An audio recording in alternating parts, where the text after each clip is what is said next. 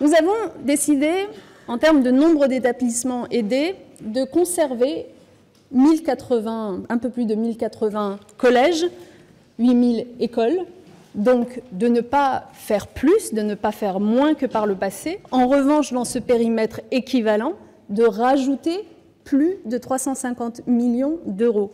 Ce qui signifie que concrètement, eh bien, nous donnerons davantage de moyens pour un nombre équivalent d'établissements.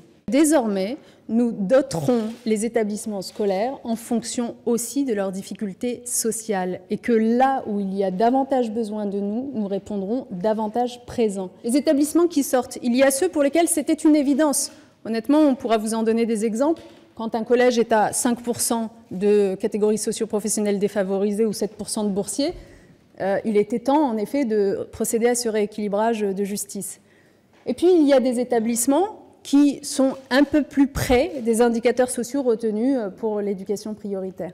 Et c'est ceux-là qui s'inquiètent, qui se mobilisent. Prenez une académie comme celle de Lille, dont on disait tout à l'heure qu'elle connaissait beaucoup de difficultés sociales. Eh bien, l'académie de Lille connaît par ailleurs un décroissement du nombre d'élèves. Donc, elle perd des effectifs démographiques. Si on s'en tenait à l'ancien système, on devrait lui retirer des postes.